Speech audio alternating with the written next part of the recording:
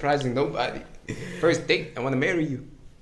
First date. I don't know. Just First day, I want to marry you. Second date, I'm speaking to your parents. Third day, engagement. And then the fourth date is marriage.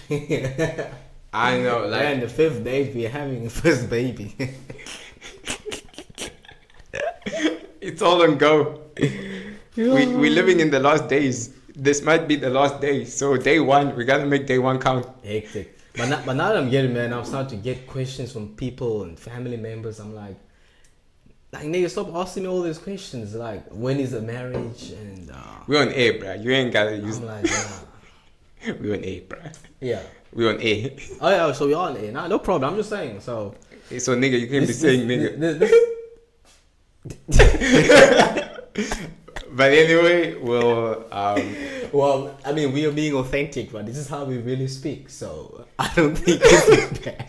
People need to get the authentic us. This is us being authentic. We don't want to be us. We want to be changed. We don't. We are, but we are in the process of being changed.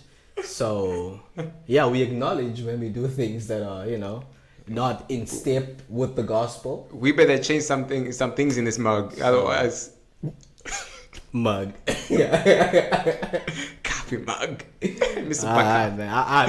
What if one day KB and Amin watches this and they're like, oh, those brothers are influenced by our mugs. And that's gonna be fun. That's gonna be fun. It's just gonna be good. Like KB sees us, Yeah, but it was funny to hear him speak about how small he is compared to other artists, which you keep saying. I'm not going to name. I'm like, bro, name them. Yeah, we like, want to know. Who are you talking about?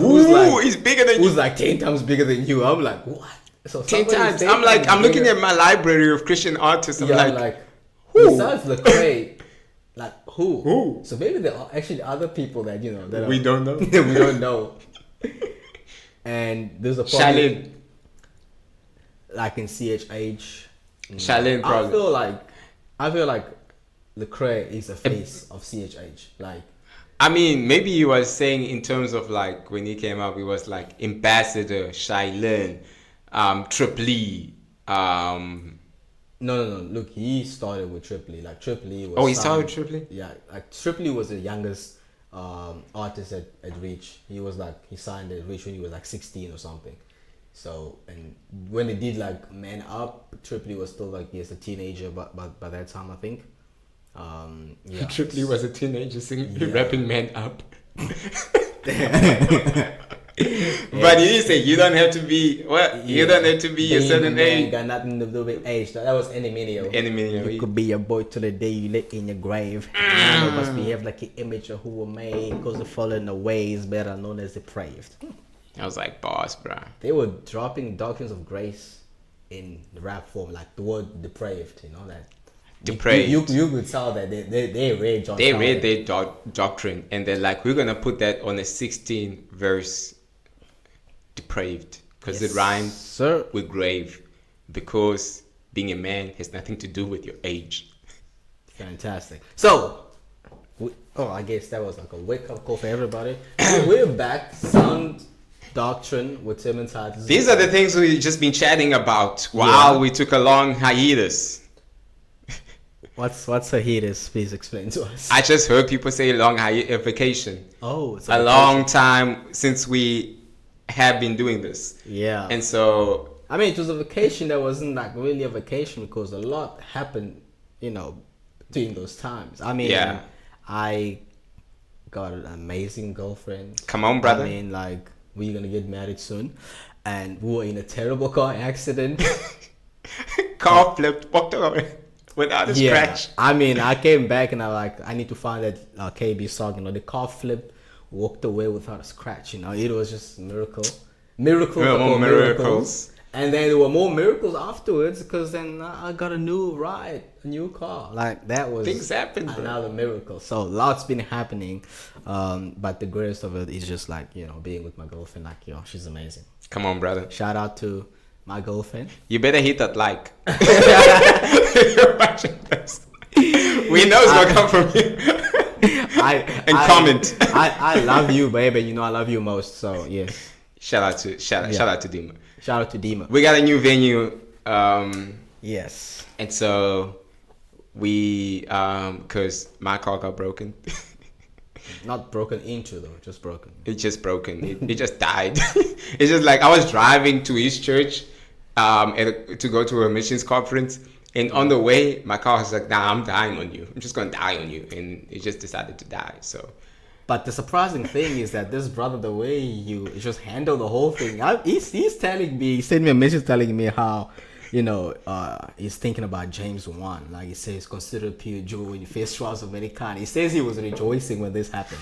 I was like sending him a message saying, oh brother, I know how hard this can be and all this kind of stuff. I'm trying to be an encouragement to the brother, but the brother turned to be like an encouragement to me afterwards. So it was just, yeah, it was amazing to see how you handled it. Count it as joy, brother. You know, the Lord is working something in you at that process. Yeah. And you just gotta wait it out until it finishes. And whatever is lacking, He's gonna complete it.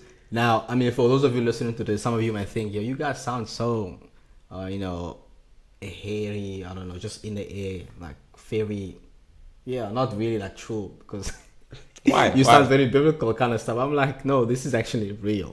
Oh yeah, that is how we chat. Yeah, this is how it feels. Brother be referencing like 10 verses in a sentence. Like yeah, we are not trying to be this goody two shoes kind of stuff. We just want to be, biblical, like in an authentic way kind of stuff. So we're trying to not just know the Bible, but also actually live out what the Bible is saying. So in a sense, I was trying to encourage him, and then he was thinking more biblically in that sense than I was at that time. I tried. So, yeah, and knowing my brother, the reason why I reached out to him was because I know he leans more to be pessimistic. So that's why it's actually what makes this more surprising is that he leans more to be pessimistic than I'm kind of than optimistic. So that's why I wanted to it's like if we're gonna die, we're gonna die. Talk to him like, hey, oh man, this is bad and all that kind of stuff. But then I was surprised to see how he responded. But like, hey man, I was rejoicing because it's like, God is doing something in me. So and it's gotta see it through. So I'm like, okay, amen. You see growth. And with that, welcome back to Sound Doctrine with Tim and Titus. I ain't Tim. And I'm not Titus either. So who's Tim? Tim and Titus. Yeah, they were the young, pastors that were mentored by the great apostle himself, Apostle Paul. The GOAT. Yeah. The Alexander. Like the man that was Hamilton. The man that was an opponent of Christianity, but then turned to be like a Christian himself and became like, just the top Christian. Like he worked harder. He worked harder than all the 12 disciples that Jesus had. The real, like the inspiration of Alexander Hamilton. When everybody like wrote like 5 documents or 21 documents and he wrote like 52. It's like, I'm coming out there, boys. Catch me on the other side. The man wrote like the third of the New Testament. So a third. Yeah. And he came late. And so like he was writing early with Jesus. So he had less time with Jesus. So, and I think he was actually trying to make up for the time he had lost, like not following Jesus. So ooh, come on. He was already a zealous, passionate person, like come on. Trying to attack Christianity, kill Christianity. I don't think that changed. I think what changed is the direction of his heart now. It's like, okay, cool. Oh man, I wasted my life, man, doing all this kind of stuff. I was zealous for the wrong things. I was zealous. You think about that, being zealous for the wrong things. Okay, guys, just keep listening. You see how all this ties up with what we're talking about today. It's going to tie up. Zealous for the wrong things, though. Until he got zealous for the right things. And this man just took off, wrote like he knew he was going to die. And he went to preach a different place like he knew, like, I'm going to die soon. He tried to disciple as many people as he could. And I guess the 2 top students, I guess, that we see in the Bible were Timothy and Titus. Timothy and Titus. Men. And we found their book in the letters that Paul wrote to them. It's like Paul is basically telling them, hey, I'm about to die. But here are the most important truth that you need to know if you want to reach your next generation, basically. Or how to know how things ought to run. And the word that kept appearing time and time again is sound doctrine. Sound teaching. Or healthy teaching. Exactly. Or healthy doctrine. Yeah. So with that, in the last episode, we spoke about how... Yeah, the last 2 episodes, yeah. The last 2 episodes. Yeah. Well, the last one, we spoke about how do you notice false teaching within the church. Yeah. Because, if Jesus, when he came out, and the first time he spoke about noticing false teaching, he didn't say, look outside, because they be wilding outside. They got like false teachers outside. Yeah. He said, no. There's wolves among you. Look at them teeth of some of them sheep. They sharp. They're sharp. They sharp. Yeah. You gotta look at the teeth of some of them sheep. Because when you look at them, you're like, man, is that a Christian? Hold up, man. Like they smile a bit. Yeah, they look like a sheep. They feel like a sheep. They sound like a sheep. Soft as a sheep. Yeah, they can also be soft as sheep because they come in sheep's clothing. But inwardly, they're actually wolves. So sometimes you gotta ask those Christians who are not smiling. Hey, man, show me your teeth. Why you all frowning, bro? Why are you not smiling, man? I want to see your teeth, man. Come on. And so Jesus tells us that, like, look, when you see unhealthy teaching and unhealthy doctrine, an unhealthy way of living life according to God, it mostly comes from inside the church, and those are the people that will lead you towards ungodliness. Yeah. And so Jesus says, this is how you will notice them. You will notice them by their fruits. Yep. But the way that they live their lives. Yep. And so Jesus gives us that blueprint to work with. Exactly. And then so his apostle then showed us like what some of those stuff will look like. They will be greedy for money. They love money. They love money, and they also would teach you to actually deny authority. They always people who do not like to be under authority. They hate authority. Yeah, and then they wanna have all the authority. I'm talking about I want to be called bishop, priest, apostle, most highest, major, 3rd degree, not 1st degree, over the top, Doctor. top G. Doctor, I ain't got a PhD. Yeah, and then also another thing about them is that they will endorse, ungodly living. Yeah, and some of them won't be obvious. Like damn, that's ungodly. Some of it will be subtle. That it will actually lead some brothers into like denying the faith. Exactly. Because they refuse authority of scripture. And so this dude in 1 John, as we said, he was even refusing the apostles to come in, and because he says, nah, I got this church locked down, you ain't coming in. And the apostle was like, nah, bruh, nah. Yep. So that's it for the false teachers, man. Jesus says, when he warns us about false teaching and false teachers, he says, well, first you gotta look within the church first before you go outside. You gotta look inside the house, bruh. Before you sort out outside the house, that's how the Bible works. Before you sort out what's happening outside the world, you gotta look at what's happening inside the house. Exactly. Before God sorts out what's happening like outside the other nations, he looks at his own nation. It's like, yo, man, let's deal with you. The same God that's gonna judge the world is also gonna judge you. Yep. So let's deal with you. And that's what Peter also say, judgment begins in the household of God. It begins in the household of God. Before you judge others, you gotta look before you take a look at someone's life and say, man, that person is worldly. You gotta look at it and say, is there a world in me? Yeah. It might be there. Yep. It just might be there. So that was it for the last week. So today we're talking about how to look at false teachings or false doctrine outside of the world. Some of me outside. Yeah, some of the unhealthy doctrine actually that are being forced upon us or pushed towards us to actually accept as though they are ultimate truth for us to. We don't want it. They're pushing it. They're pushing it every day in musics, in songs, in movies. They're pushing, ideas at us on what actually is a healthy way to live. So 2 of those things we're going to be talking about today is one is happiness happiness, and success. And what we might see is that those two things actually kind of go together. Yeah, it does go together, because it's kind of like I'm happy if I'm successful. Yeah, I'm not happy if I'm not successful. Yeah. So you see how those two things are not necessarily apart from each other. They actually tie together. But the funny thing we're going to see in the world is that sometimes the successful people, actually most of the time, the successful people don't seem to be happy. And in the world, it seems like the people who are happy, in the world's eyes, are not really considered as successful people.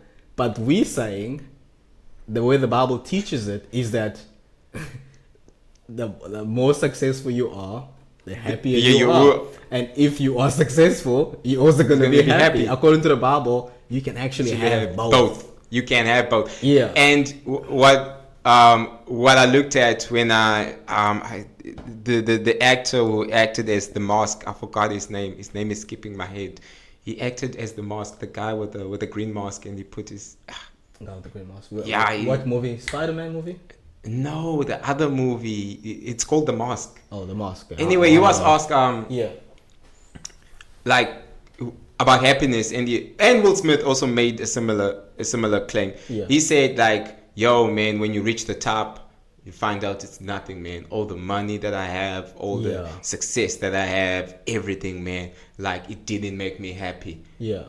Me, I'm like, so sell it. So give it all away. Yeah. This is not making you happy. Try me. Can you give it away? Yeah. It's like, I don't think they won't give it away. Yeah. Because there's a funny thing about, they know it's not working. They know it's not working, but they still won't give it up. But then they also don't know any better now. They don't know what to do. Now, I think this is where now we're saying, hey, the people that you're looking to who are successful, they don't have the answers. They ain't got it. We are here bringing sound doctrine, telling you, hey, man, there's a man. Ain't got the answers. Wait. Jesus Christ, who has all the answers, actually. Come on. To these answers. So we're first going to look at like what the world define as happiness and success, and then we're going to look at what Jesus says about what is happiness and what is success, and then at the end we'll see how they all come together. So yeah, talking about the world, how does the world like think about success? What's been your experience or how you see it? So, from my experience of what success is, I can't speak much of the world because I grew up mostly as a Christian. Yeah. But what I've seen, how a Christian has been influenced by the world's idea of success is like this. Yeah. For example, let's say for you to be successful as a guy, you gotta have a baddie. Okay, a baddie. You gotta have a baddie. Just one baddie though? I mean, a baddie is enough, bro, to be like, yeah, that guy got it. Yeah. So your idea is like influenced by the world, and so when you go and pray and say, God, I want to be in a relationship. Yeah. But your idea of a relationship is being sold by the world as you gotta have a baddie, and that makes a good relationship. Yeah. So the idea of the type of woman that you're pursuing and you're praying for is a baddie. It's already defined by the world. It's already defined by the world. It's already distorted. Yeah. And so here you are saying, God, I genuinely want a relationship. Yeah. And you're praying. But then your desires, though, that have been sold by the world, like, hey, this is what a successful relationships look like. You standing alongside a baddie with cash, with a lot of cash. And so you're praying for those things. But then you never seem to stop yourself and ask, are those things that God desires for me? Yeah. Is that how God views marriage? Yeah. Is that how God views relationship? Yeah. Is that how God even views women? To be seen as objects, just to stand by your side, to make you look good. And so you never like stop to consider any of those things, and you're like, no man, like I think I'm biblical because I prayed over them. Yeah. And Book of James says, hey, you want but you can't receive. Yeah. Because when you ask with the wrong motives, so that you may spend your desires on your own pleasures. And so then God says, no, I'm not giving that to you. And then you get angry and you get mad because God is not giving you your idea of success that the world has been selling you. Your idea that the world has been selling you, and God is not giving that to you. And now you're mad at God and you're like, God, why you ain't giving me what I want? And like, because you haven't actually have stopped and say, okay, God, actually, what do you want me to be? How do you want to change my mind to actually see the things that you want me to see, so I can pray for the things you want me to pray for, instead of already saying, God, I got the answers, I know what I want, just I'll hop in the car, I know the destination, just be my body as I get there. Right? So I mean, to hear you saying, so like the world's idea of success, as I'm listening to you, it's almost like it's so it has to do with what you have. Like I must have a body, and then I must have lots of money and all that. And you saying that kind of thinking has influenced, because you say you came from a Christian background, so you say that you've seen that kind of mindset influencing the Christians, so much so that when they're now asking God for something which is actually good, that they want to get married, it's good. So they want something good that God actually wants for them, but then they already have a certain type of answer in their mind, like, okay, if God answers this prayer for me, it's gonna look like this. So it has to look like this. Yeah. So if I ask Him for marriage and I'm a guy, I'm expecting God to send me like a baddie. And if I'm asking in church clothes,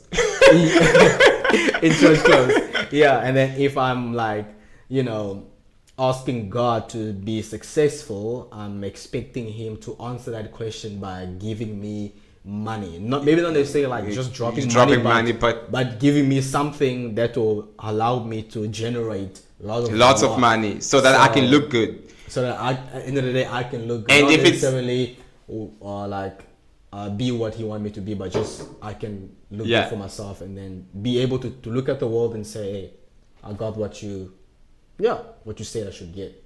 And if we're looking at the sisters will be like, okay, I can't speak much of the sisters, but bear with me. Yeah. Lord, please provide for thy 6-foot brother with 6 figures and a 6-pack. And a 6-pack.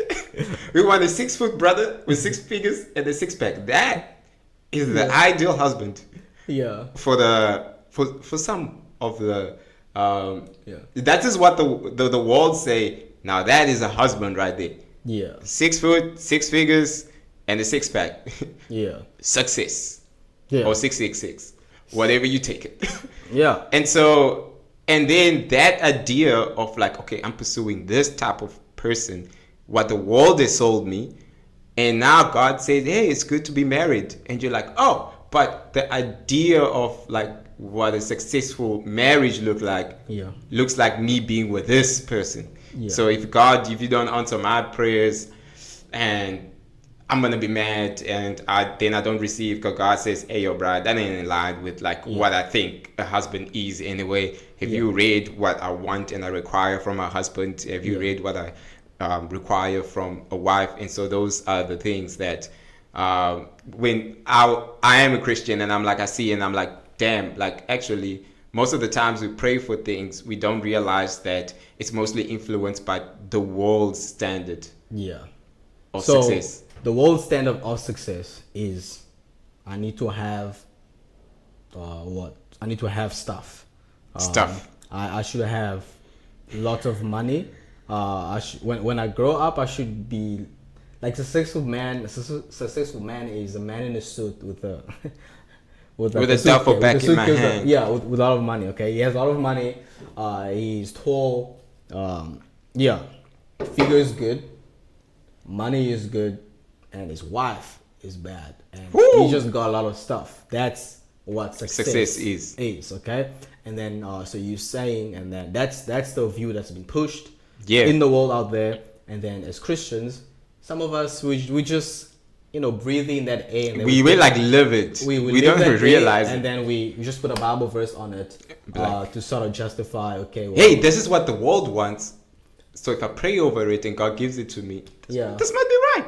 And then, which then brings us to like it's not something new though, because this is Nothing exactly new under the like sun. what God had to deal with the Israelites. Remember that story? Yeah. Of the king, yeah. So, Tell us about it. so with the Israelites, they had an idea. So the problem was, the issue was not that they wanted a king. God actually said in Deuteronomy, yo, like when you get in the land and you ask for a king, this is the type of king I want y'all to have. Yeah. God lays him down and says, look, I want you to have a king. I want you to be ruled with someone that is wise and someone that follows under me. I would love for you to have a king. The problem is when they got in Judges and in 1 Samuel, they went up to Samuel and said, Samuel, brother, we want a king like the other nations. Yeah.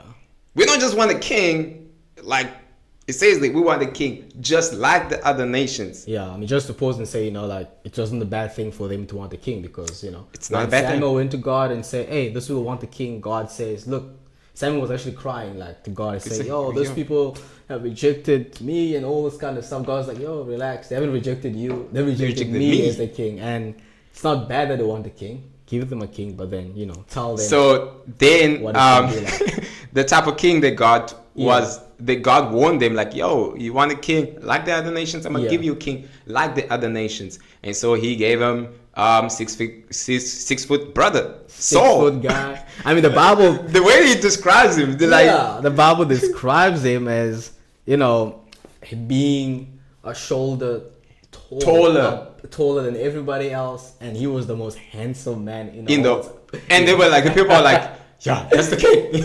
Yeah. Like, this is going to be our first king. Like, if Israel was like, God, imagine, God already chose Israel, say, Israel, you are my prized possession, and for you, you're going to represent me to all the other nations. I already chosen you. I got you. And the Israelites are like, God, but for us to stand out as your people, we need to look a certain type of way. We need to have, like, for us to successfully represent you in front of the other nations, we need to look like the other nations. Just like the other nations, and say, we got what you got. Yeah. You got a 6 foot brother? Who calling my phone? My bad. That was awkward.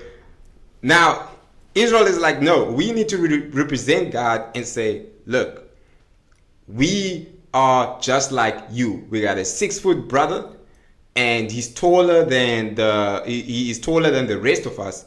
But here's the thing: when God gives us the narrative of how they got Saul, Saul was not a particularly a smart brother. The first time we find Saul, he can't find his sheep. His father's sheep, though. They supposed the first time they start looking for Saul, he can't find his sheep. Yeah.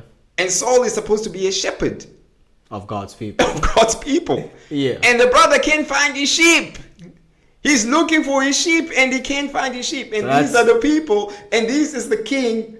Yeah, so that's like a telltale already from God's side. It's like, oh, okay. Do you guys really want? It's like, here's what you guys want, 6 feet girl. I mean, 6 foot guy, the most handsome dude, impressive. There's nothing wrong with being 6 foot, by the way. I'm sorry, like if for my brothers with a 6 foot earning 6 figures and all of that, there's nothing wrong with it. Like, no, okay, we definitely not bashing that. We're just saying like this. We can't bash them, bro. Like they're too tall. Like, no, we actually can't. I mean, they're too tall. Yeah. So, here's a guy, looks impressive. Everybody looks at Saul and they're like, yo, this is, this is our guy, kind of stuff. And then God is like, okay, good. Let me show you also what kind of guy he actually is in terms of character. Woo, character. We tend to always look at outside appearance. I mean, that's where, God had to speak to Samuel later when he tells him, okay, go actually anoint another person to be king. And he tells him, hey, man. Samuel too is confused. Yeah, man looks at the outside appearance, but God looks at the heart. So we see that even Christian people, God's leaders, can also be, carried away by just looking at outside appearances. But then God shows us in the next chapter where he reveals Saul's character. Like, okay, here's a guy who you guys want as a shepherd, and look at him. He can't even find his sheep. You want him to be a shepherd of my people, but you can't even find a sheep. But then the thing is, people overlook that red flag and they just go on to get this king. I mean, but to be honest, they can't overlook Saul because Saul is tall, so they gotta have to like really jump to overlook him. But I get your point. I get what you're trying to say. Yeah. they say, God, we understand. We get it. We get it. You can't find his sheep, but he's 6 foot. So there we see the similarity, like of the world having an impact on how, on choosing what they actually what we want for ourselves as God's people. It's like what we want sometimes. It's not necessarily what God wants. It's just what the world wants, but we're just asking God for it, so that we can feel like, okay, it's actually a noble thing, because we didn't go and take it. We went and asked God for it. We asked God for it. It's the thing that the world wants. Yeah. We also want. Yeah. But the difference between us, we didn't get it by ourselves. We asked God for it. Yeah. We just sprinkled amen on top of it. And then the thing also, the problem is now, if God tells us no, and we think that's actually not good for us when God tells us no. But there's a reason God tells us no. So as we were talking earlier on, we're talking about how success looks like for the world, and what God actually sees as success. And so according to the world, success is everything that we can see, feel, and touch. It's tangible. It's all has to do with outside appearance. But what we see more with God, like success has to do with more than just that. Yeah, and when you come down to it, success at the end of the day is, it has to be successful for me. Yeah. It has to represent us. Yeah. Like if it's not us, it's me. At the end of the day, I want to be successful so that I can be seen. Yeah. As this type of person. We're gonna contrast that with what success is actually from a biblical perspective using Psalms. But just to nail the point home, where the world's success is like, at the end of the day, I'm successful so that you can see me. Yeah. You can see me rolling up in this new Benz. I'm successful so that you can see me and my partner like this. I'm successful so that you can see. There's nothing wrong with getting all those things. There's nothing wrong with Israel said, we want to have a king. But the thing is, they want a king like the other nations. All about the motives behind it. So they want to have a king like the other nations, so that other nations could look at them and say, hey, you got it like we got it. But then ask God, like, yo, what type of king do you want us to have? Like, we want a king that serves you, that loves you, that can lead us to you, to represent you better to the other nations, not just represent us better to everyone. But instead, they said, God, give us a king just like the other nations. Why? Because their motive was to show the other nation, like, okay, you guys have your king, but we also have our king who's like you, but he's just better than all of you. He's just better because we asked God for it. We asked God for it. And God is like, all right, I'm gonna give you the king that you want. So I'm just thinking I'm just thinking about also a question now to ask ourselves though. Like that prayer that you're praying to God, asking God for this kind of stuff, okay? Or you want to be in a relationship, okay? But what's your motive behind it? Is it just to be seen as a power couple?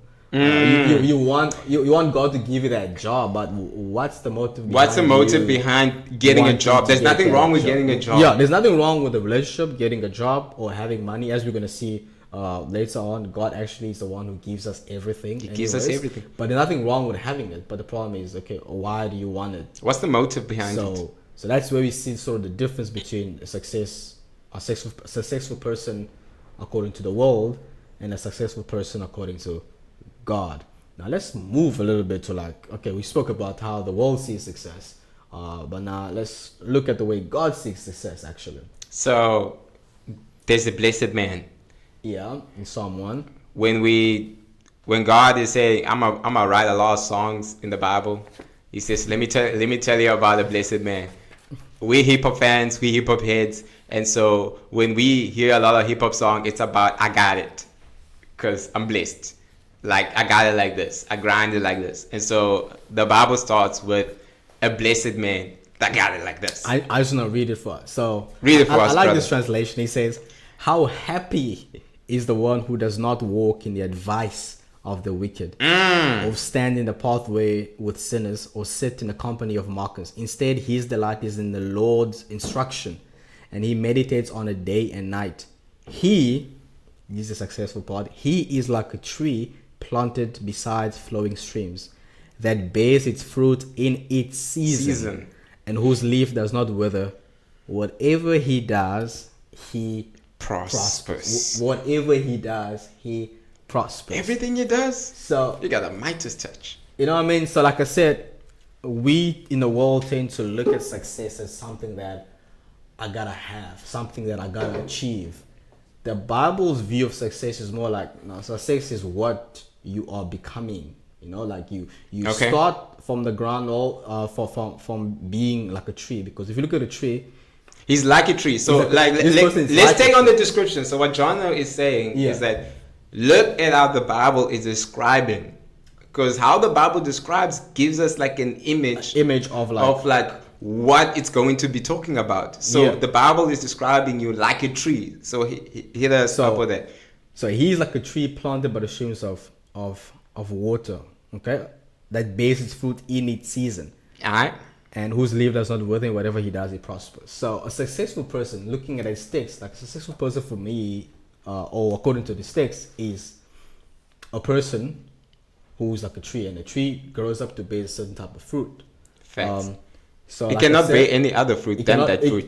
It's like you cannot help but bear fruit. So success, according to the scripture, is like you being what you were meant to be. Like you look at everything in the world, they just are what they were meant to be. Like if you plant a seed of mango, and then that mango tree starts to grow, you know that mango is destined to bear fruit, to bear mango tree. So saying that a blessed man is like a tree that bears fruit in its season, it's like saying, man, as a person, success is not something that you chase after. Success is something that, as long as you put on this earth and you're growing to be more and more what God intended you to be, you're gonna bear fruit. Like bearing fruit for you, bearing fruit, that's what success is. Being able to do what God intended you to do. It sounds like you're just becoming rather than you need to chase to be. You need to chase something to achieve. Success is not like something that you're chasing to achieve according to the Bible. Success is you staying in your lane, being what God intended you to be. So, and we all gonna bear different kind of fruit. Like in a sense, we all are like different type of trees in a sense. And so, in that, what you also see is that a successful person, a blessed person, a happy person, is actually someone who bears fruits for others. Exactly. So you're not a mango tree to enjoy your own mango. You're a mango tree so that when others walk past you, they might grab a mango and enjoy the fruit of what God has been doing in you. So if you is an apple tree and you walking and someone is walking past you and they grab an apple and you are happy to make apples, you become a blessing to others, and you are happy blessing others. That is what success is. So God, I'm saying God is so smart, bro. Like God. That's a sermon right there. If you say to yourself, you know what, I don't like reading my Bible. I don't want to learn anything. God actually puts nature out there to teach us something. Like, at times, even in the Bible, God will tell you, go and look at nature. Like, God speaks to the laziest person. He says, go look at the ants. Go look at the ants, kind of stuff. So, I got ants in my house. And for those of you who want to know what does it mean to be successful, well, I want you to go out and look at everything that God created. They do what they were meant to do, and they're happy about it. They're not, you don't hear trees complaining about, how come I don't have, those leaves, I want to have those leaves that a mango tree complaining about, how come I don't produce apples, Dude, you're not meant to produce apples. So all of us are being like in the world, I would say, all of us are being taught to desire the same thing. Like we must all have a six-pack and be six-figure. Yeah, some of us got it, okay. So and make a lot of money and have a body. I'm like thinking, well, yeah, the world's trying to corner you into that one space, but with God, it's like, no. Who does the six-pack benefit, we're all my brother? Be different, yeah. I'm sorry. We're all gonna be I just gotta be like,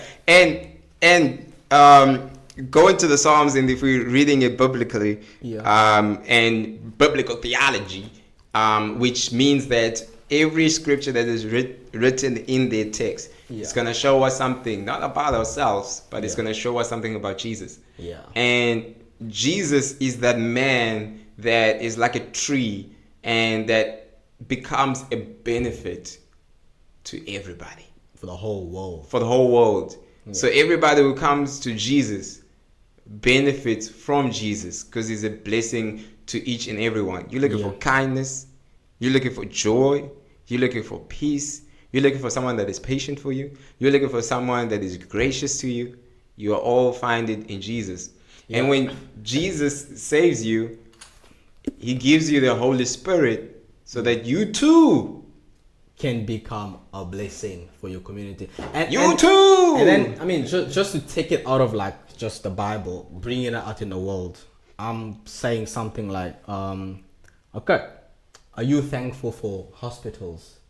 Are you thankful for... I'm not thankful. I'll be honest. I'm not thankful for our current hospitals that we got. Because, brother, one time I had a broken leg. It really hurt. And I went to the day hospital. And they call it the day hospital because I stayed there for the whole day. It healed while I was waiting for them to look at it. You see, this is not what I told you about Emmanuel being the pessimistic guy, because, you know... I don't have good experiences with day hospitals, bro. He's not thinking about the principle of what I'm trying to say here. The principle of I get you, bro. The principle of what I'm trying to say here is that... but hospitals in general, I was born in a hospital, so I'm thankful. Yeah, are you thankful for the services that the hospital is supposed to be doing for us? Are you thankful for, like, you know, like universities where people can go and study all those kind of stuff? But then you're gonna go back and think about how those things actually began, though. Like, it began. Freedom of thought to say, like, are you thankful for civil, for like human rights? Are you thankful for the fact that, you know,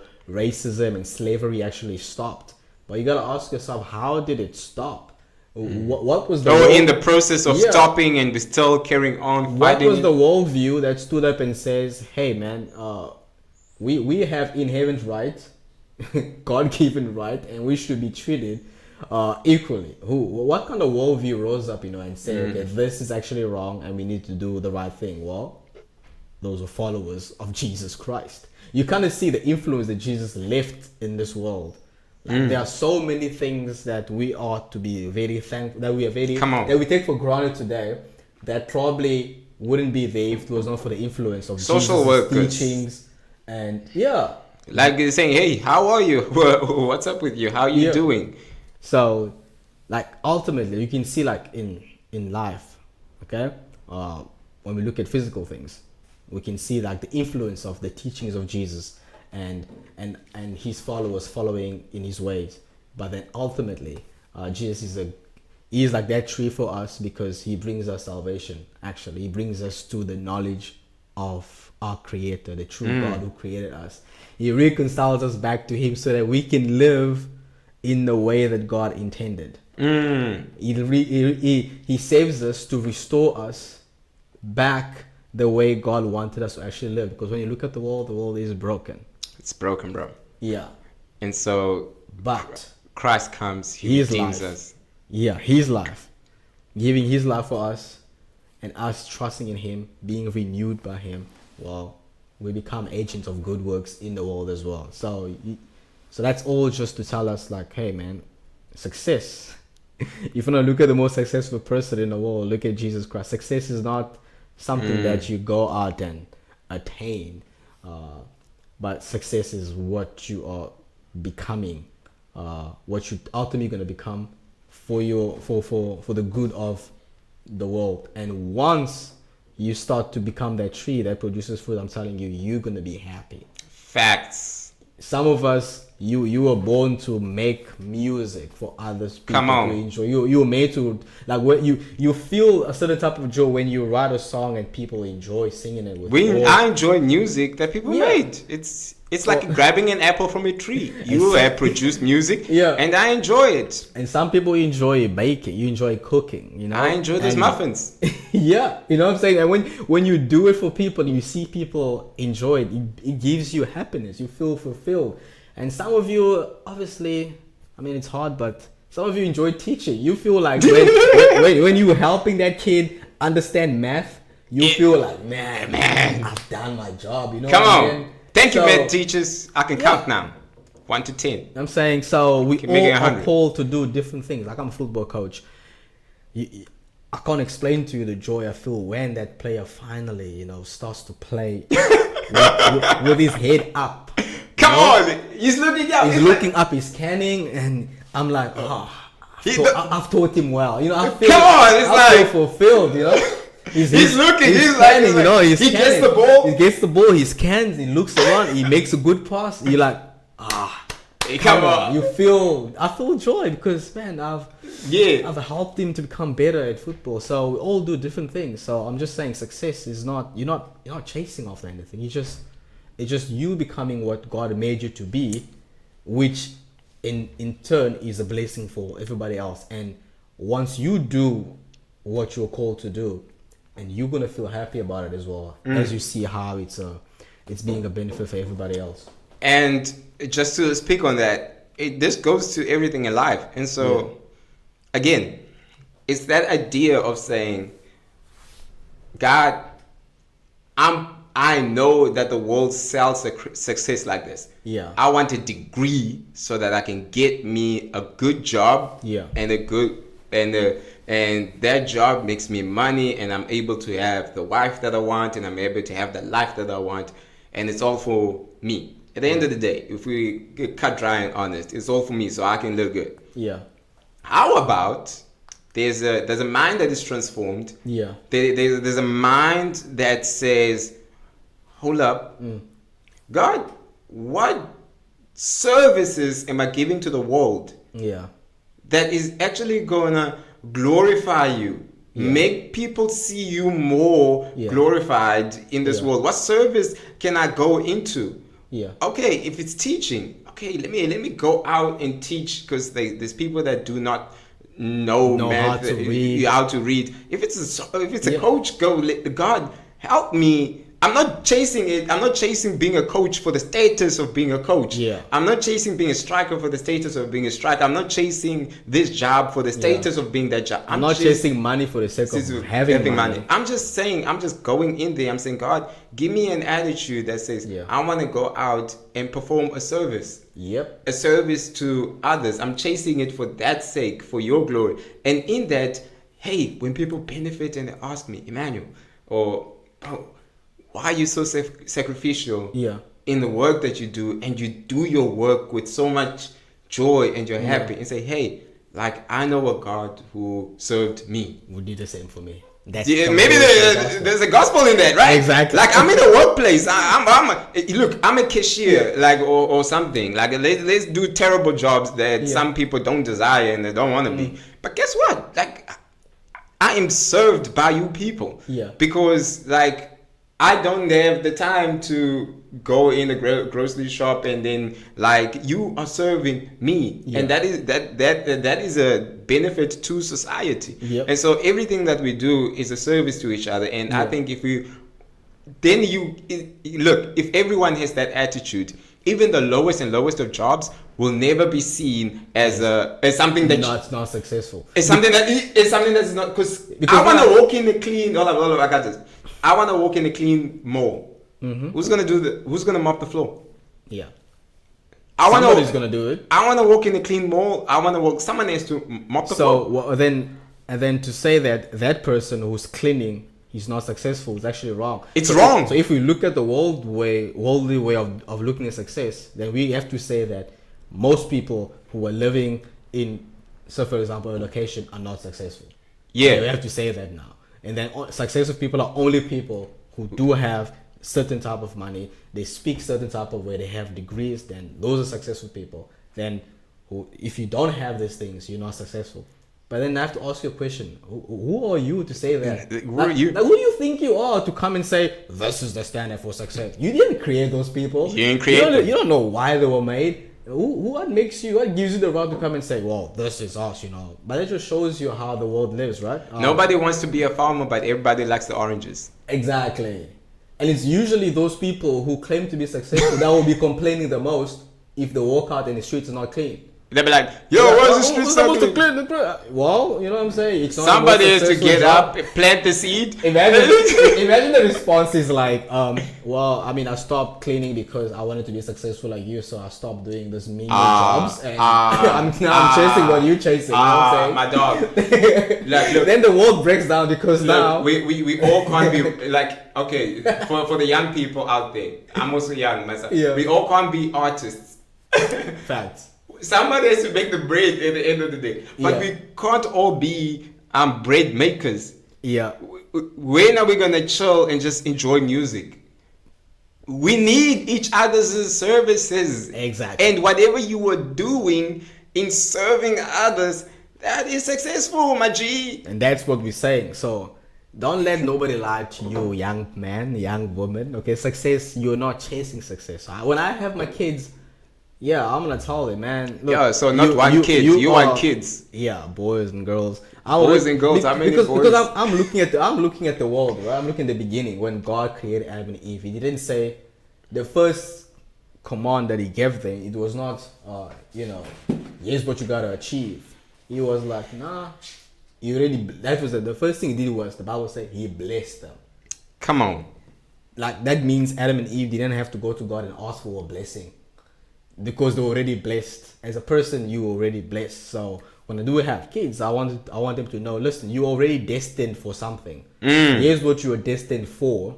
Now I'm gonna help you as your father to bring that thing that's inside of you, outside of you, so that when you become older, maturer, you produce what you were meant to produce in this world. So that's gonna be the goal of parenting, actually. Yeah. If you do it that way. Instead of telling my sons, listen, man, you got nothing yet. You gotta prove yourself. You gotta have this, and then maybe we'll see if you're successful. Imagine the baby. The baby came out and be like, yo, baby, why ain't you something? The baby just came out. It gotta crawl. I just arrived. I just arrived, bro. I just arrived. You can't be planting a seed and looking at the seed. Why aren't you something? Bruh, the seed just arrived. The tree bears fruit in its seasons. There's gonna be a season in your life where you're gonna be producing fruit, and everybody around you are going to benefit. Woo! Come on.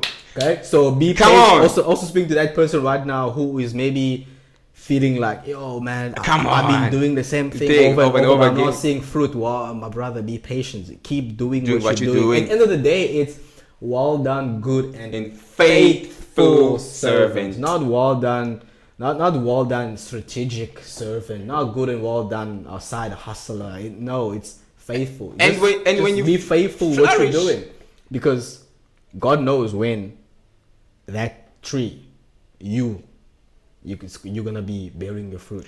Yeah, and we're not discounting that there is some strategies that God that there is some, like, how can I say, that you are completely passive in all of this, because as a farmer, as any good farmer, you don't just plant the seed and go away. You gotta like put water. A certain type of water. Why I say certain type of water? You gotta put water a certain type of fermentation to encourage the soil around. Yep. You gotta look at what type of soil am I planting this in, and like when, in what time of season am I planting this in, and when. So the Bible says, like, look, the farmer that wakes up early in the morning, like, it benefits more than the one who wakes up late and doesn't cut the hedges and doesn't. We're not saying like, yo, to be a blessing, you just a passive tree. You just a tree. You just no, brother and sister. Look at the ant. Yeah, it's not told what to do. It just goes out and does it. Yeah. So we just trying to tell you, like, okay, your success is like, you were destined to be successful. Okay. Hallelujah. You don't have to chase it. You were destined to be successful, and you are destined to be a certain type of person that bears a certain type of fruit in your life. That's what you are benefit for others. So I'm speaking to that person there that feels worthless, that feels like I cannot amount to anything in life. I'm talking to that kid who feels like, yo, man, I'm a failure. I mean, I can't do anything right. Well, no, that's not true. You were destined to be successful at something in this life. And success is not defined by how the world defines success, by having things. Success is defined by how you bear fruit that others benefit from, being what God intended you to be. So that's what success is. And now I'm speaking to that kid that thinks he's successful because he has what the world says he should have, and so now he's. I think now it's time to actually bring on that guy from Luke 12, right? So Luke 12. So like Jesus made a guy like that. Yeah. So Jesus made a guy who says like, I am. Can I tell it? You can Jesus go. made a guy who was on that path, basically. Imagine Jesus is out there, he's doing his thing, he's teaching, and this boy comes up, he's like, hey, he's disrupting Jesus. He says, Jesus, speak to my brother, man. Okay, I'm gonna read it from Luke 12. Meanwhile, actually, it starts like later from 13, on. So Luke 12 verse 13. Someone from the crowd said to him, Teacher, tell my brother to divide the inheritance with me. Friend, he said to him, who has appointed me a judge or an arbitrator over you? He told them, watch out and be on guard against all greed, because one's life is not in the abundance of his possession. Okay? I'll just stop there for now. So this is like Jesus is teaching, and then this guy disrupts the sermon. He's like, okay, Jesus, man, talk to my brother, man. We gotta share the inheritance. And Jesus is like, yo, like, who made me a judge or an arbitrator between the two of you? Like, are you just gonna hire me to be your lawyer right now to like settle your inheritance? I'm busy preaching, my brother. I'm busy preaching. And then Jesus, being Jesus, he was like, okay, cool, you distracted me, now I'm gonna turn you into an illustration. Yo, that's the worst thing. And then he says the parable from verse 16. Then he told them a parable. A rich man's land was very productive. Come on. He thought to himself. What should I do? I want you to count how many times the word I. I'm going to repeat it. Okay? He thought to himself, what should I do? Since I don't have anywhere to store my crops. I will do this, he said. I'll tear down my barn and build bigger ones and store all my grain and my goods there. Then I'll say to myself, you have many goods stored up for many years. Take it easy. Eat, drink, and enjoy yourself. Hey, soft life. But the big but. But God said to him, what you say? You fool. Baka. In Japanese subtitles. This very night, your life is demanded of you, and the things you've prepared, whose will they be? That is how it is with the one who stores up treasures for himself and is not rich towards God. So, like you said, talking to that kid who thinks he's successful because he has all these things. Well, looking at the story, Jesus is telling a story about a man who probably felt the same way. He said he had more even than he said and remember, the world's success is defined by what I have. And you heard a lot of repetition of like I, mine, himself, me, I, myself, himself, what I have. And he's saying, look, it's all at the end of the day for me. At the end of the day, this success is for me, so I can show y'all. And we tend to look at again, us as Christians, we will look at someone like that and say, damn, that man is wise. That man is successful. Because first of all, God made the rain on his land. It was by chance. It was by luck that he hit the jackpot and his land just started going. Yeah. But he also worked hard. Actually, he was thoughtful. He's like, look. Okay, let's not say it was by chance, because if God intentionally sent to water, then it's not chance. Okay, God, but in a sense, it's like looking at it from the sovereign, from the world's perspective, yes. Sovereign way. Like the other lands didn't have as much harvest as but he hit the jackpot per se. And so the world will be like, okay, is he gonna blow all that cash up? No, that dude is smart. He said, I'm gonna build bigger bonds. Yeah, I'm gonna make investments. Yeah, so he's like making a lot of money. It's like, oh, we're gonna put all this money. You know what? I'm not just gonna have one bank account. I'm gonna have lots of bank account and invest it. And the world is looking at that like, man, the guy is smart. Look at him go. He didn't just blow it. Elon Musk. He's investing in himself. He's like, I gotta focus on me. Yeah. And then what am I gonna do with all this investments and all this, of this thing? I mean, what do they say, right?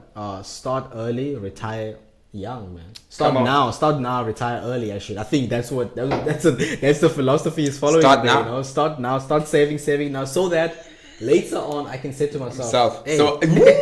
Whoa! And so why you wanna retire late? So that you can say to yourself, chill, man. Relax and be merry. Take life easy. That's the philosophy that of the world. It says like, work hard to be successful. You start early. Yeah. You work your butt off so that you can enjoy yourself. So it's all about you. Yeah. So are you seeing like the difference there? God's way of success. You're not benefiting nobody. Yeah. Just like, I want to enjoy myself. God's view of success is that you become a tree that bears fruit for everybody else like a tree. Come on. But then the world's success is, man, you become a couch potato full of money, you just loaded and you're just enjoying life yourself. You just enjoy life. And then carefree. And then the funny thing is, when you look at the world, those people who are successful, who are alone, they are the saddest people. You know, it's like they have all these things, but they're not happy. So that's where you see the disconnect, right? It's like this guy probably thought that's what was going to make him happy. And he said, I'm going to be married. Yeah. He just eat. I'm going to be happy. And that's what we think. That's what the world is trying to sell us. It's telling us, if you follow this way of going for success, that's how you achieve happiness.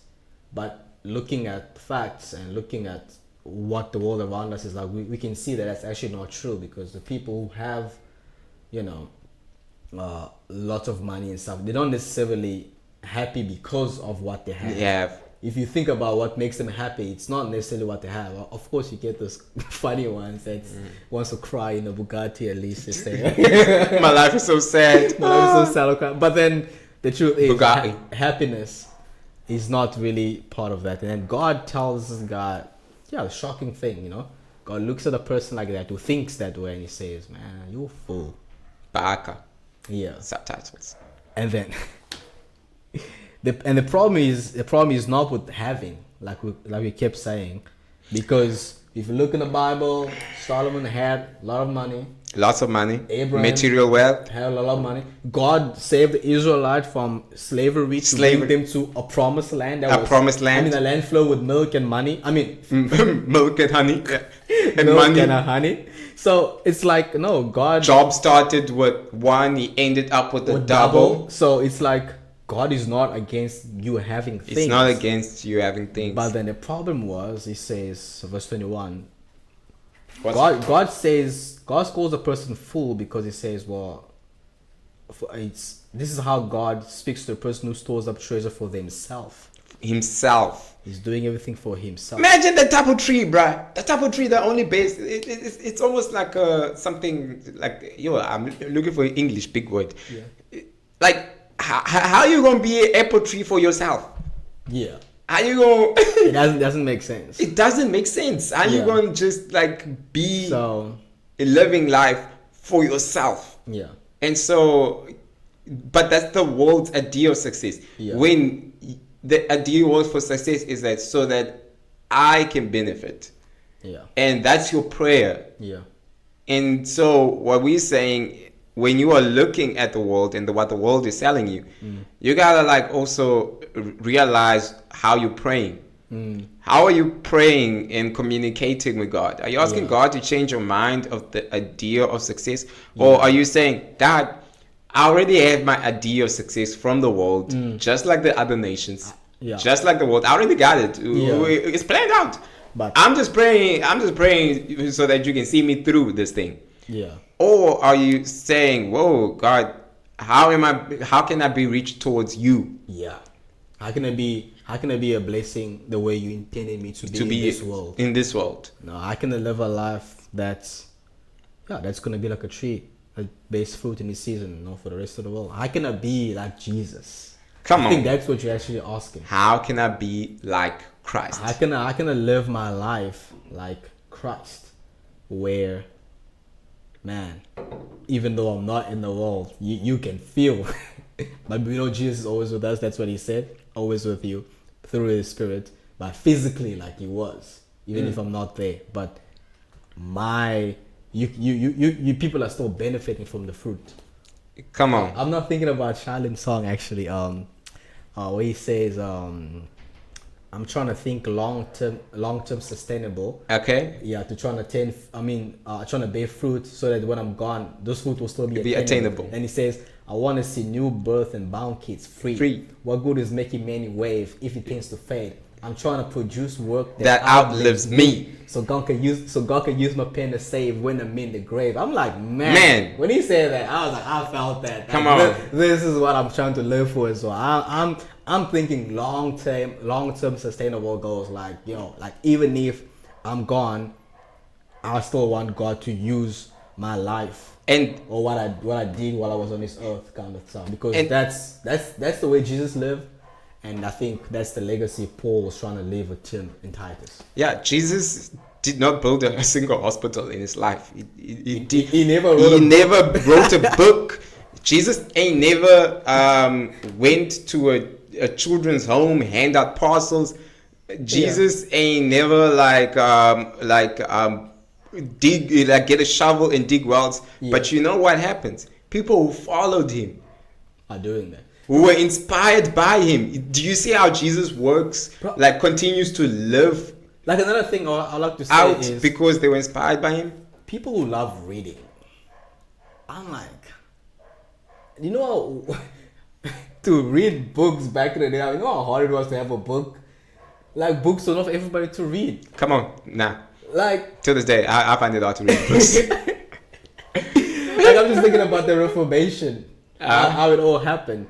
How Martin Luther was pushing so that people will be able to read the Bible for themselves. And now for you to read the Bible for yourself, that means I need to teach you language first. And then you think about Christian missionaries that go to countries of people who don't have the Bible. You know what they do? They go to those people, they learn their language. And then they teach those people how to make sentences in their own language first. And then they translate the Bible in the language so that they can actually read.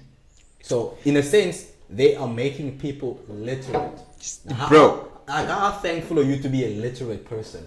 You are a literate person because Christians had a mission. They're like, we need to let these people know about Jesus. Yeah. But these people can't read. They can't read. We're going to teach them. And they did the hardest thing ever, which I don't think I have the capacity for, because I need to go to a foreign country, learn that language. Love it. Yeah, you need to love it. So that means you're leaving the comfort of your own home. Bro. Now, I get there's history in colonization, and people always saying the Western countries only came to Africa just to ravage them, but that was not the intention for the majority of those who were missionaries. Yeah. Because they left good homes. Some of them died of, they knew the risks of coming here, dying of diseases. They knew the risk of actually not being accepted. They knew the risk of living the comfort of their third world to come to Africa. They knew the risk of those missionaries. So I'm saying yes, overall colonization was a terrible thing, but in those missionaries that came here, not to take but to benefit Christians, I think. Yeah. And also for historical sake, I think what's the brother's name that wrote the TRC? Bishop Desmond Tutu. And Nelson Mandela. They all came from missionary schools. That, if I have my information correct, they said we are independent from what's happening in the country, and we're going to teach education like this. And that's how you got those brilliant minds coming out of missionary schools. Learning to read, learning to write. I mean, and then Nelson Mandela was a clerk, right? Was a clerk in a way. So Christianity is all about looking at Jesus and saying, wow, this dude is like a tree that is planted, water gives fruit to his season, and people benefit, and you are at all with him, and you're like, man, that is what success looks like. I want to be like that. And so it's going to be sacrificial. And I'm coming in, and I'm going to be a benefit to everybody. And if it causes me my comfort, I want to come and be a benefit to people. And that is what true success looks like. I mean that there's a proverb that sums it up good. I think it talks about, like, about men who they're talking about, like, they're giving men who plant trees that will not be able to actually sit under its shade for, like, they kind of say, like, okay, well, I don't know how to correctly say it, but but I get the point, bro. I get the point. Is talking about, like, planting a tree and you never get to sit under the shade. So Christians, Christians in the sense are like that, because following Jesus, like when Jesus came and he died on the cross, he looked crazy to everybody else. Like, what are you doing? You're coming and you're dying. After 3 days, he rose again. People were still thinking, what's going to happen? Well, there's a reason Jesus died on the cross. Cross is made of wood. There's some poetry in that. Come on, poets. And then now you're seeing the influence of what he did, his death and resurrection. Now we are reaping, we are experiencing the results of that. The amount of Christians following around the world. He started with 12 disciples, then 70s, then 120, and then 3,000 were added. From one country, one city first, to the next city, and then to the whole country, and then all over the world. Now Christians just spread all over the world. Now you're seeing the influence of what this one man did. And Christians are like, okay, we are just replicating that kind of life. So because if you accept Christ, you have the life of Jesus in you, and then you can't help but be that. You can't help that. But be that tree, that new tree, that new creation. So as a Christian, I'm telling you, as a Christian, you are destined to be that. Don't try to resist it. If you are resisting it, I pray that God will help you have a biblical worldview. And if you are like fighting against this idea, then I'm gonna ask you if you actually are a Christian yourself, because if you're not trying to be of benefit to the world, then stop calling yourself a Christian. I'm dying.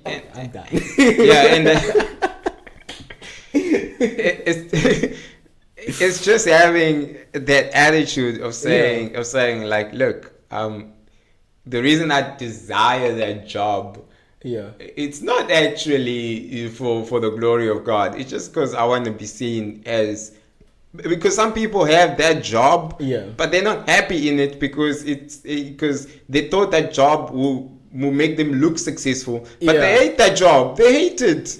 But perhaps if the mindset about the job that they actually wanted actually changed, then the blessedness will continue.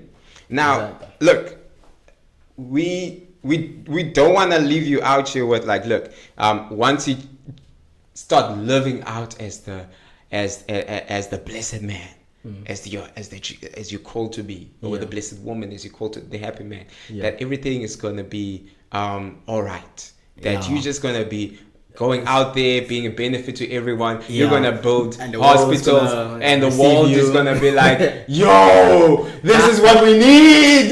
This is what we're looking for. Where have you been? The world is like, oh my goodness, this person is like, he's mopping the floor with passion, bro. He's sacrificial. He could have taken that. There's peace in him. There's joy in him. Nah, we love that. Nah, the world is gonna look at that and say, let's persecute this person. Yeah, they're gonna look persecute these people. They're gonna look at that and actually think maybe, you were a loser. You're a loser. But I want to encourage you. We want to encourage you because, like I said, Emmanuel is the more, pessimistic one. That's why he's bringing that up to you. But I want to encourage you. I'm the encourager in this. We're fine balance here. Okay? We are fine balance actually. Sometimes I'm way too much encouraged and I need him to like keep me level. Sometimes he's way too low. I need to tell him like, brother, no, you gotta be. I'm not low. I'm just ecclesiastical, right? So we want to leave you also encouraged. Okay, although the world may not see the value of what you are doing, I want to remind you at the end of the day, God made you and God made those people. God is the one that decides what actually is successful. At the end of the day, when you stand before God, you and that guy, when both of you stand before God, what that guy says to you will not matter. What matters will be what God says to you on that day, which is, well done, good and faithful servant. So keep being faithful, doing what God has called you to be, and I promise you're gonna see success the way God intended success. Oh my gosh! People when you hit, going to be blessed because of you. And when it hits and you get it, you will go through it because you get it. Why do you think that Wilberforce, when he was shut down by everybody was like, you fool, we gonna lose a lot of money from selling the slaves, you fool. Why do you think you think abolishing slavery was a one-day job thing? like I'm gonna abolish slavery, I'm coming out as a Christian, and I'm fighting for equal rights for everybody because I have a biblical worldview and I want to see everybody equal. I'm just gonna kick this for one day. No, the brother wait for years, fighting in the parliament, everybody ridiculed him. What pushed him? What kept that brother going? What kept that brother going? What hope did he have that he says, I'm going to fight my own people and I'm going to keep going, even though it's painful, even though I'm being persecuted, even though I'm doing the right thing. I'm hated. So that's why Jesus says it's both a comfort and pessimistic, depending on how you read it. Blessed is the poor in spirit, for the kingdom of heaven is theirs. Blessed are those who mourn, for they will be comforted. Why do they mourn? They mourn because of the sin. They recognize that, damn, this world is broken. And everybody is rejoicing over, no, this world is perfect. It's like, nah, this world is broken. The next one. And blessed are those who are humble, for they shall inherit the earth. They're not going to fight for their rights. They're not going to literally fight for their rights. Because most people think to get the land, you have to fight for it. No, we're going to be the losers, but at the end of the day, we're going to inherit the whole earth. And it says, blessed are those who hunger and thirst for righteousness. You want to do what is right. You're eager to do what is good. You're eager to do what is right. You want to fight evil. I bet you in this evil world, if you are that type of person, you're not going to be welcome. But you're not going to be welcome. Keep doing it anyways. Blessed are the merciful, for they'll be shown mercy. There is a time when in history where apartheid ended and most people are like, yo, it's gonna be war out here. Because the hate you give is the hate you're gonna return. I bet you some people were ready for war. They were ready to fight. But it says others probably ran. I remember Trevor Noah saying others ran away. others ran away. It's fine. It says, blessed are those are the merciful. For they will be shown mercy. A kingdom mindset is look, you are my oppressor. And you did me wrong. But I want to be a benefit to you. Come on now. So I want to show you mercy. Do you see what Jesus is doing? That tree that bears fruit in its season. I this is the season. I'ma show you mercy. You thought this is the season. I'ma get you. I'ma get you back. So I mean, are you looking? I'm gonna get you back, bro. Are you seeing the fruits there? Broken-hearted, humble, hunger and thirst for righteousness. They're being produced by merciful. Those are the fruits. And it says, yo, blessed are the peacemakers, for they will be called sons of God. Peaceful people.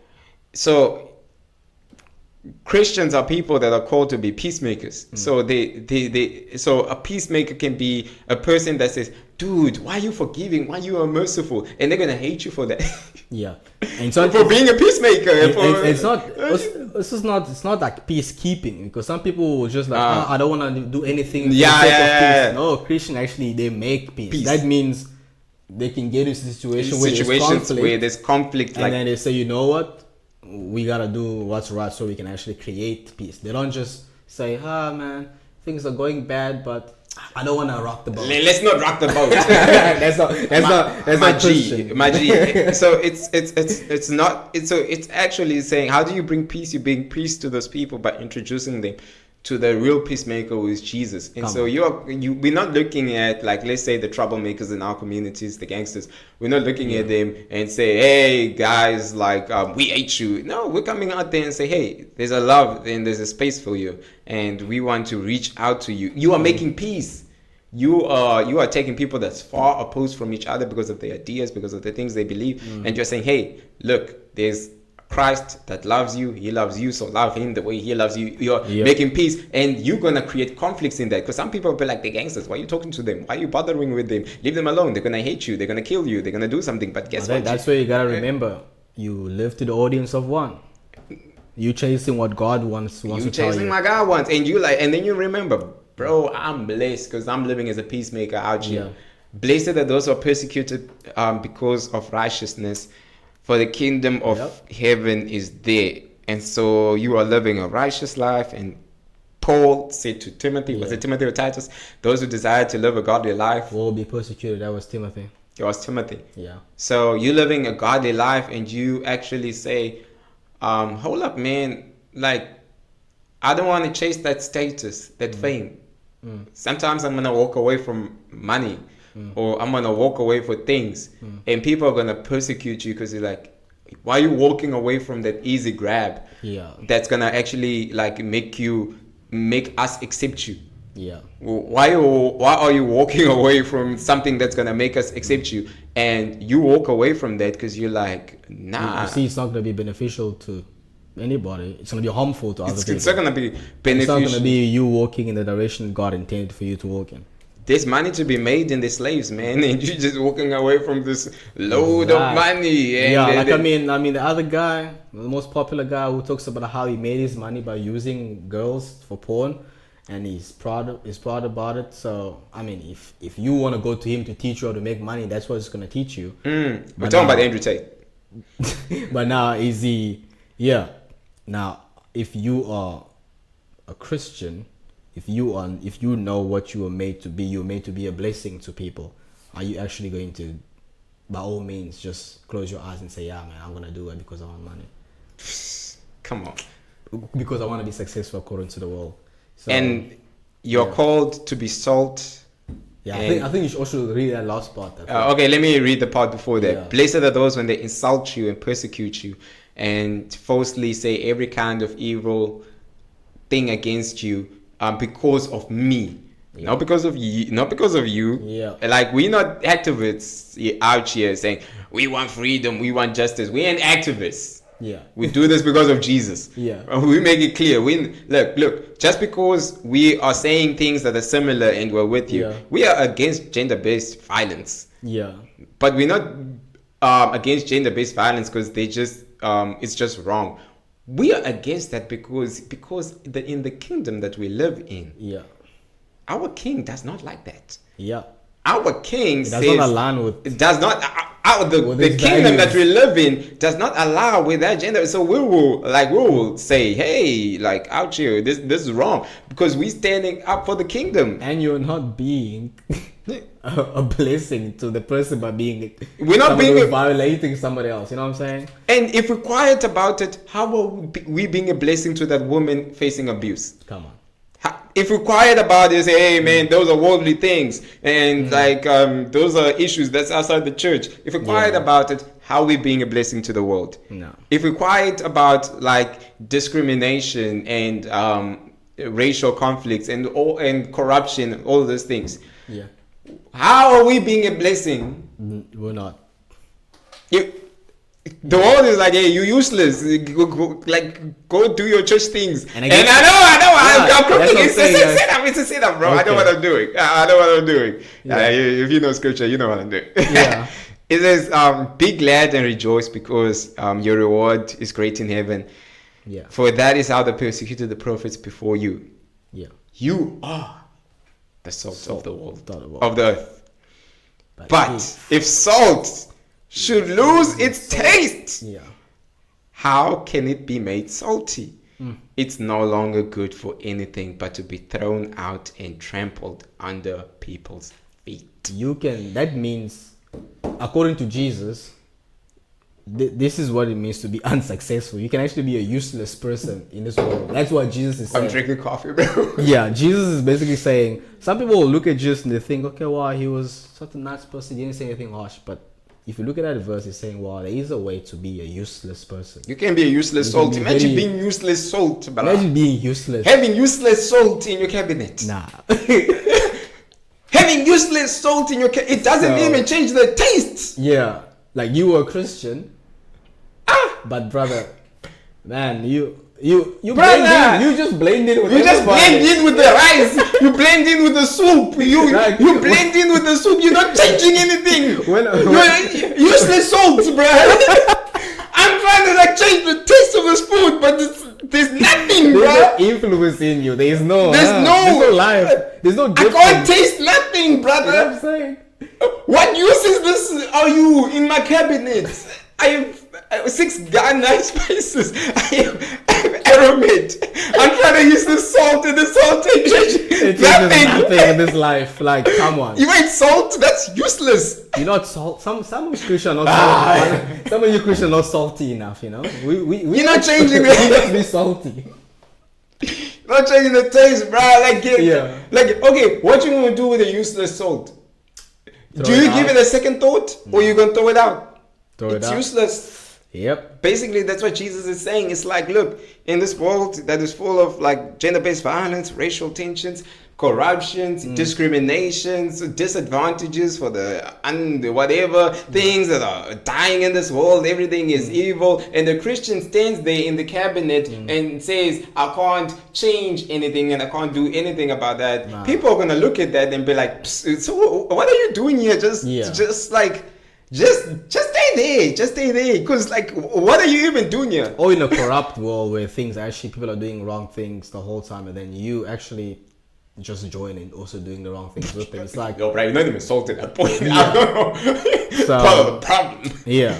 And so Jesus is saying, you being the salt of the world, you come in there and you influence change. Yeah, but you're also there to preserve, because this world, although it's evil, it's still our Father's world. God still created this world. There's still some good in it. So there are still some good things that we can preserve.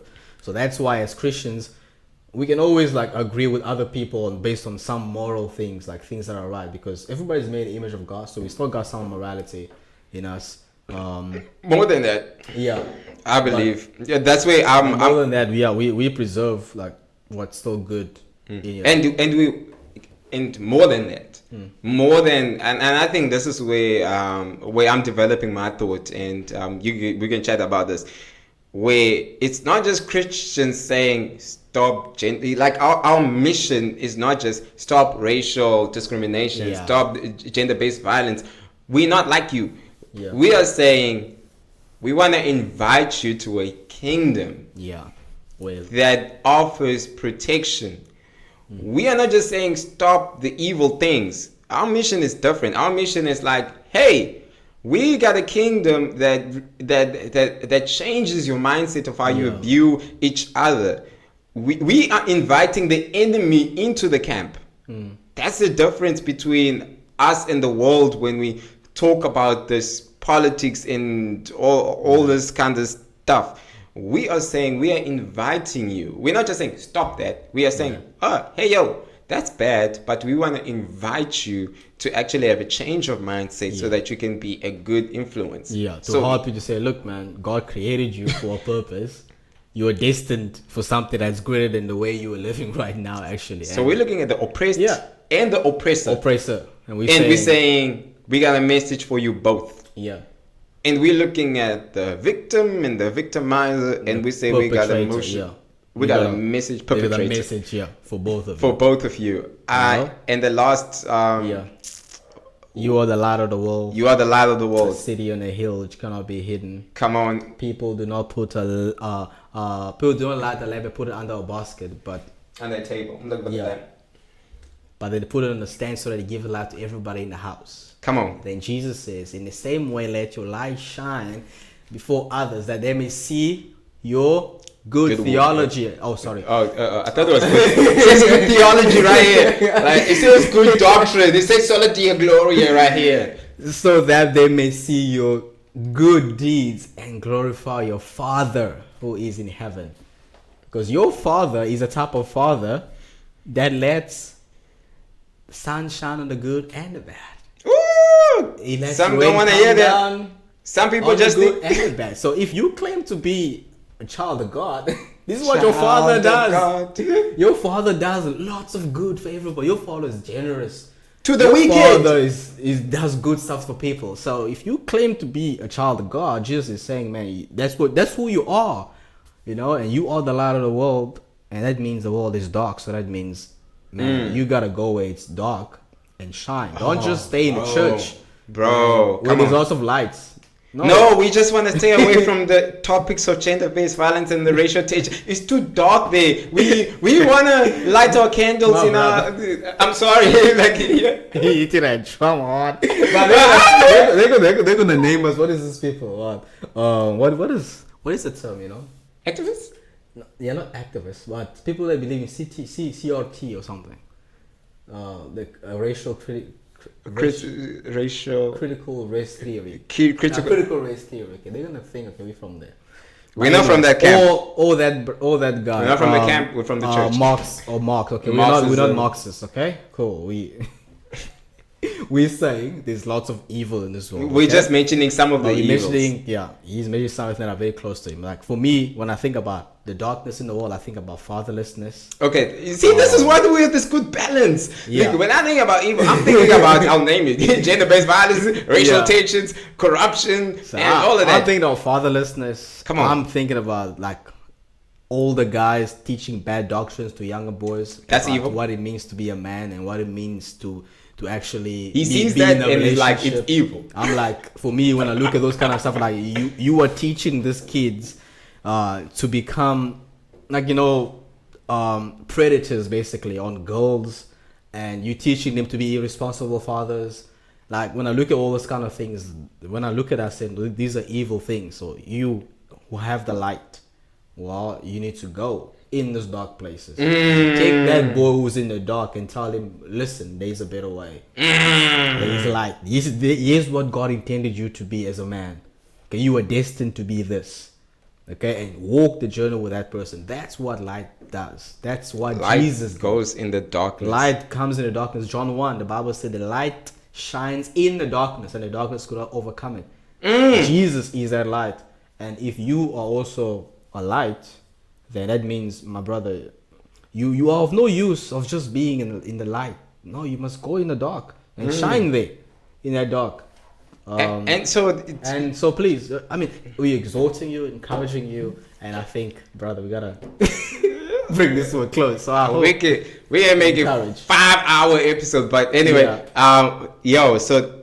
I think this was great, bro. This was one of the good episodes we did. Okay, just the third one, but yeah. It's just the third one, but like, look, you can hear our heart. You can hear what we feel, how we think. Yeah, and so it's about. I know we didn't mention particular things of the world of false teachers, but hopefully you understand. What true success is and what you should be pursuing. You should be pursuing to be like Christ, a benefit to other people, and you are looking at each category of your life, especially when it comes to prayer. When you're praying about something, is it in line with the intention where God calls you to pray for? Draw close to God and He will draw close to you. Amen.